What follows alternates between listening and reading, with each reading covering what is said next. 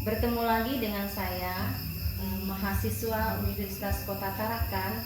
Nama saya Hermina Ustad, NIM saya 858523972. Pada kesempatan ini saya akan mempraktekkan uji coba pada makanan, yaitu makanan yang pertama itu karbohidrat, yang kedua nanti saya akan uji itu uji makanan pada lemak, dan yang terakhir itu uji makanan pada protein. Nah, yang pertama ini saya akan uji coba pada makanan karbohidrat. Yang pertama-tama saya sudah menyiapkan alat dan bahannya. Yang pertama itu saya sudah menyiapkan wadah, yaitu berupa piring plastik 1 dan juga pipet. Kemudian saya juga sudah menyiapkan tepung terigu, apel, biskuit, tahu, gula, dan juga nasi, serta yodium. Nah, langkah yang pertama ini saya akan meneteskan yodium pada bahan makanan yang sudah saya berada di hadapan saya pada kesempatan ini. Yang pertama saya akan menaruh tepung terigu di atas piring plastik yang sudah disiapkan. Kemudian pertama-tama saya akan meneteskan yodium ini pada larutan ini kepada tepung terigu, 2 tetes atau 3 tetes. Nah, yang berikutnya itu pada kentang, dan berikut pada biskuit. Nah, yang berikutnya pada apel. Nah, dan kemudian selanjutnya ini kita ambil nasi,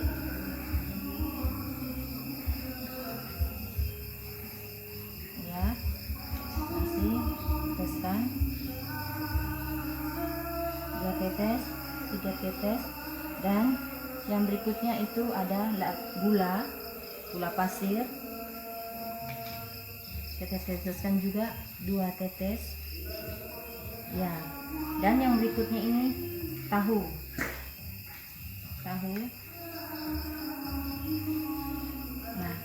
setelah kita meneteskan bahan makanan ini dengan yodium tadi, kita biarkan dulu beberapa saat. Setelah itu diamkan beberapa saat, kita akan mencatat apa yang terjadi pada bahan makanan ini.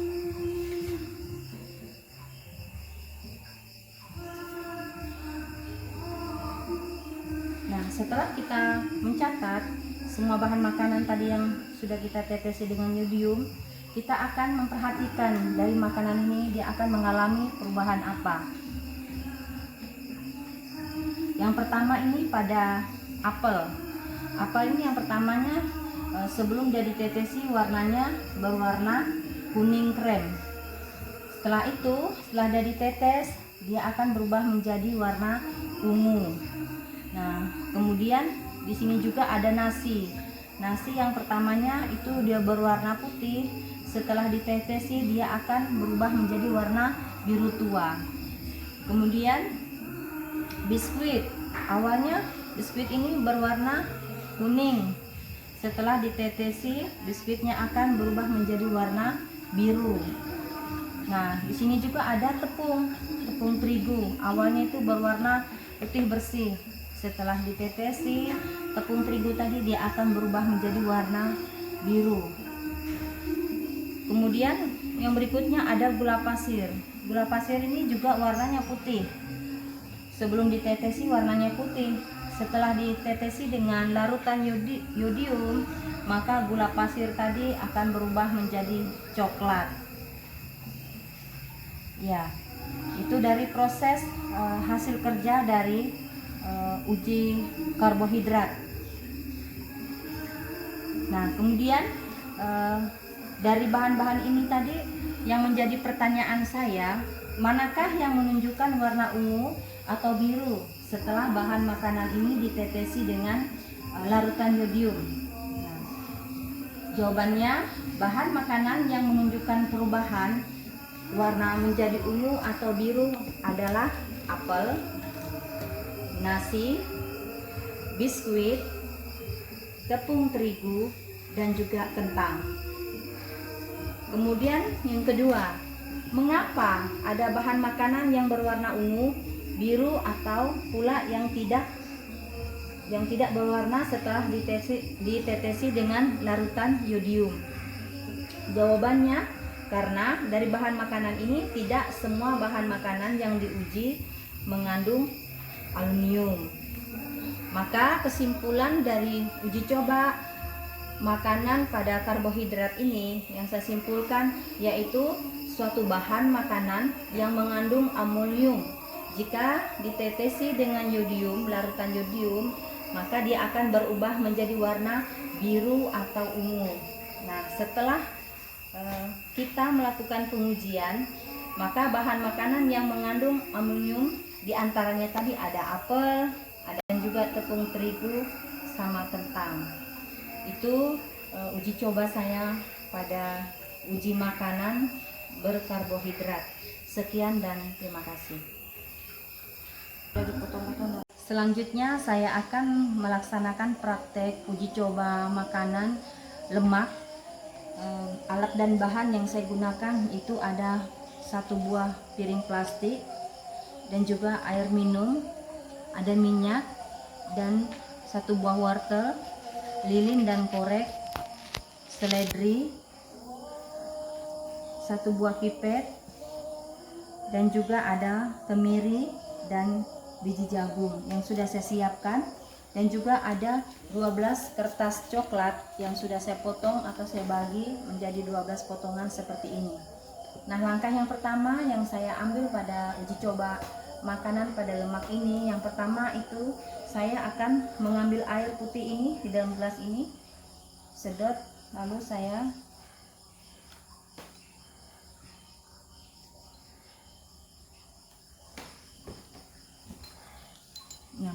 yang berikutnya minyak akan saya ambil. Ya, kemudian setelah minyak dan air tadi yang sudah saya sedot, teteskan pada kertas coklat ini, saya membiarkan 2 kertas ini selama 10 menit, kurang lebih 10 menit. Sesudah itu saya akan memeriksa atau saya akan mengamati apa yang terjadi pada kedua kertas yang sudah saya tetesi dengan air dan minyak ini.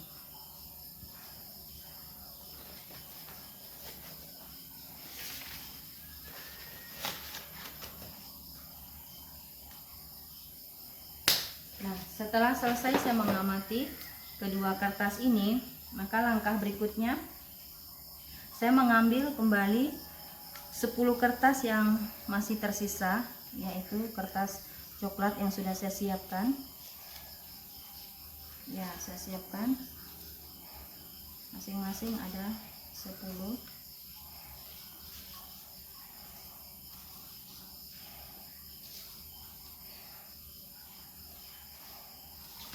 Saya bagi dulu.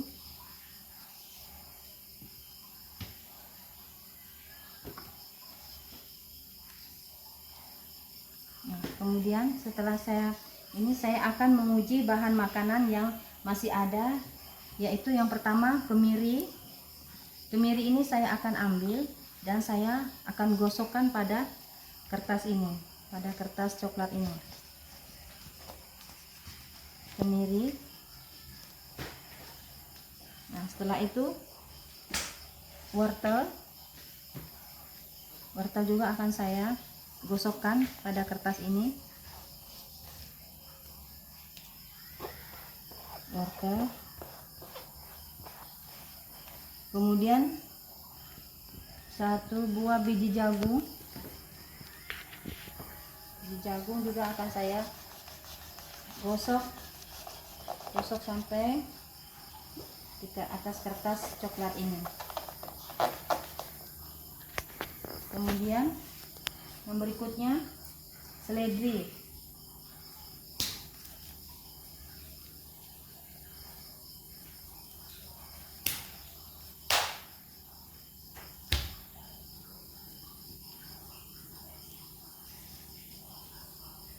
Ya. Dan Yang terakhir itu ada kacang tanah. Kacang tanah. Setelah itu saya membiarkan beberapa bahan makanan yang ini yang sudah saya tetesi ataupun yang sudah saya gosok. Setiap bahan makanan ini saya biarkan dulu sekitar 10 menit.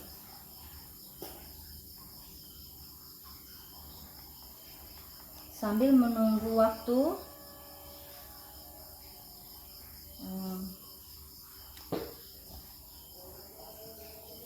kira-kira sudah 10 menit berlalu.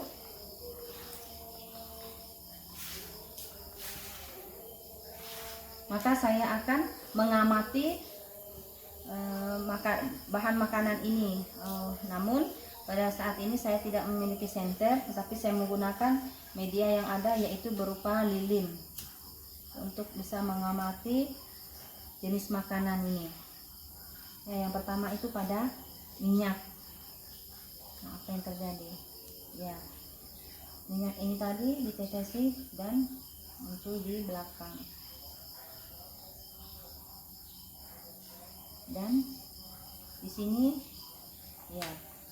tembus. Yang kedua itu ada air. Berikutnya kemiri tadi, ada kacang tanah,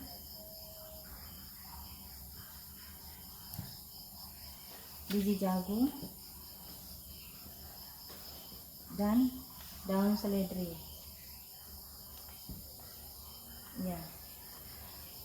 Nah, uji coba pada bahan makanan ini tadi, yang pertama itu kemiri. Bahan yang uji tadi kemiri itu dia meninggalkan bekas, dia meninggalkan bekas ini, meninggalkan bekas pada kertas ini.